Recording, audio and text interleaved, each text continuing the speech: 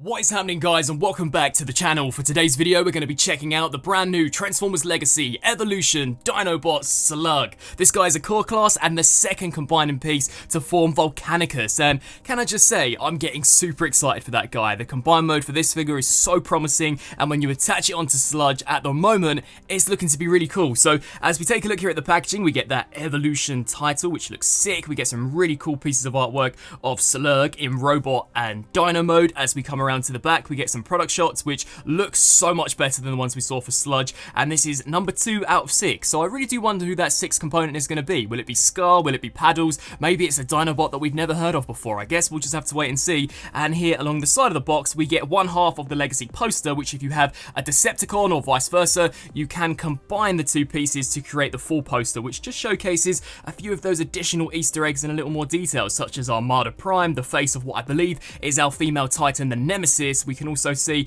a heck of a lot more Junkions, the Insecticons, Crosscut, and soon to be revealed, I hope, Grimlock and Swoop. So yeah, Legacy Evolution shaping up to be such a sick toy line. But here we have core class Slug. Now, setting the whole combining gimmick off to the side, this is a really nice core figure just as a standalone. I mean, look at that robot mode. For something which is so tiny, this is actually really cool. So as we take a look at the details, I think that head looks so nicely painted. Really like the way that looks, and the proportions for this one actually aren't too bad. I mean, if you remember with Sludge we had those massive kind of horrendous looking thighs.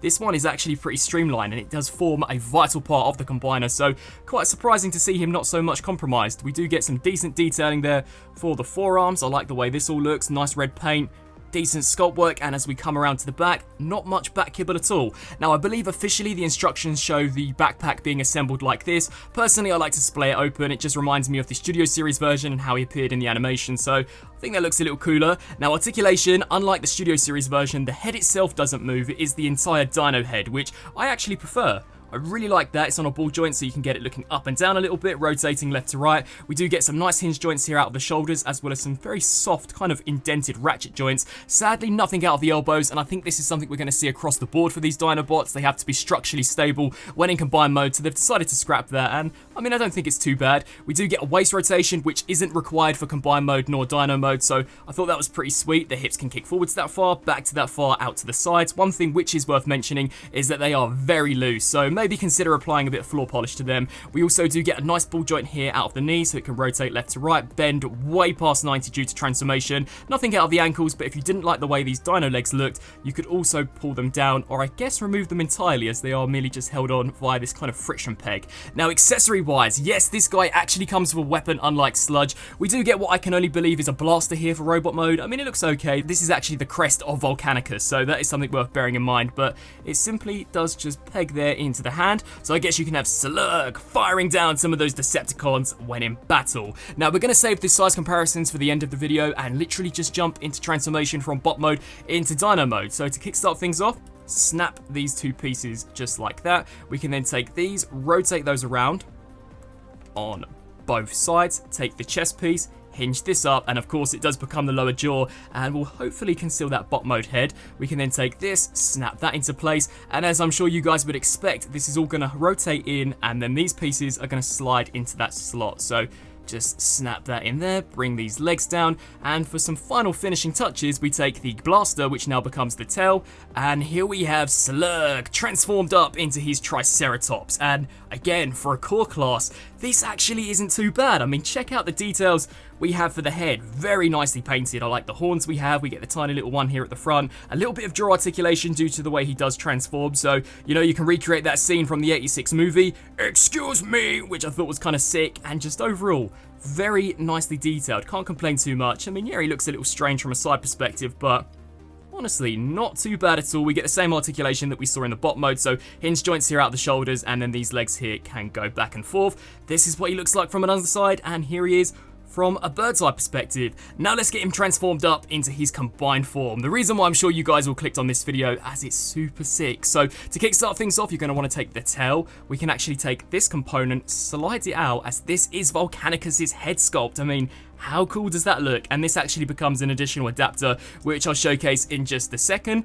Bringing Slug back in here, what you'll want to do is take this section here, open this up as you would if you were transforming him back. We can then take these pieces, fold these out to the sides, reattach those, and then snap them back in. Close up the mouth, bring these down, and there are actually some tiny little tabs that are going to peg into these slots. So snap that in there, do the same here for this side. These legs you can actually rotate upwards, just like this. We can then take Volcanicus's head, smack that there into that port, and now is where we can bring in Sludge. So here I have one that I prepared previously. This is him in his combine mode, looking a little strange, but trust me, trust the process, it's going to look really cool. We're then going to want to take this piece, smack this into the chest of Sludge, and there are actually 2 Mech-Tech ports. Now for this specific combine mode, we're going to be using the one which is furthest away from the head, and then here on the underside we have 3 pegs that are going to slide into these 3 slots. So basically the head of Sludge is going to tuck into that cavity.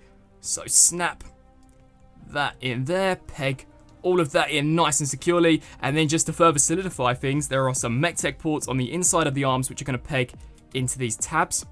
Do the same here for this side, and I mean technically there are these tiny little ones that are supposed to go in the back of the hands. At least on my copy I am unable to lock them in, but just as long as you have them situated properly, it shouldn't be an issue. And here is Sludge and Slug fully combined. So this is what we have so far for the Volcanicus Combiner, and I mean, this is going to be really cool. Already it's heaps of fun. I'll be sure to showcase a few of the additional attachments that you can put on this guy already, but I mean, check out the details. To me, at least, it's kind of strange to see Slug's head slap bang in center. I'm used to seeing the T-Rex, of course, Grimlock, so it's going to be a bit weird if Grimlock ends up being a leg or an arm. I mean, he's the king of the Dinobots. Surely he should be slap bang in center, but I mean, I imagine these are going to be retooled into Dino King, so I guess they just have to put the Triceratops head there. Now, in terms of how you can kind of weaponize him up, whether that be with fossilizers or the Junkions, I'm going to use some Junkions. It does actually work. So here I have the arms from Scraphook.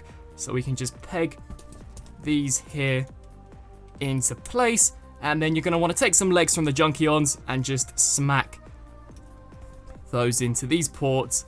And at the moment, there is my Junk Dinobot Combiner. So far, not looking too bad. I mean, this guy's definitely going to be heaps of fun, and you can kind of see how the other Dinobots are going to attach in regards to the various different ports. Articulation-wise, of course, he's going to have the hinge joints here at the shoulders. The hip joints do move, and then whatever articulation the other Dinobots have, he does have a waist joint, which I thought was pretty cool, as well as a nice head rotation. So yeah, shaping up to be a pretty promising tiny core combiner. Definitely looking forward to these guys now as a whole. So let's jump into a few comparisons. So first up for the robot mode, we have Slug compared alongside the core class Optimus Prime, G1 Megatron, Starscream, Soundwave, Shockwave, and probably the most important out of the bunch, Dinobot Sludge. And as you guys can see, Slug is actually a little bigger than Sludge, and I think just overall as an individual standalone figure, a lot better. I mean, these guys are looking to be pretty cool. Like I said in the Sludge review, I think these are going to look so sick as a team, and it's going to be so awesome to have this kind of small set of Dinobots which each have their own Dino and Robot modes, and then you can combine them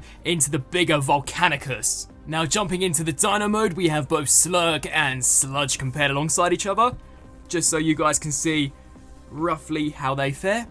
And finally, just for those of you wondering, here we have the 2 components with additional Junkion pieces, just to kind of showcase how this may scale. I imagine that the Dinobot legs are going to be a little bigger than these ones, but here he is alongside the Earthrise Optimus Prime, and then here you have him alongside the average core class scale, which is again Optimus Prime. And so, wrapping up on this review for the Legacy Core Class Slug, just as a standalone figure, setting the whole combining aspect off to the side, he's really decent. Definitely follows suit to what we've expected from Core Class already. Nice robot mode, nice transformation, decent dino mode. Articulation is a little lacking in the elbows and the ankles, but that's to be expected from this type of scale, and then when you factor in that he is a combiner, I think it's completely understandable. This guy does have some pretty decent proportions, comes with a nice weapon, and then when you get him into the combine mode, I think he looks sick. And for those of you who own Slug, and you can actually see how that combined mode is shaping up so far, I think it's going to be really promising. So I'm excited, I'm pumped for some of the other Dinobots, cannot wait to see how Grimlock is actually going to incorporate into this. Are they going to make him an arm? Are they going to make him a leg? To me, it makes more sense for him to be smack bang in the center, the torso, so going to be a little strange to see him maybe taking a different spot, but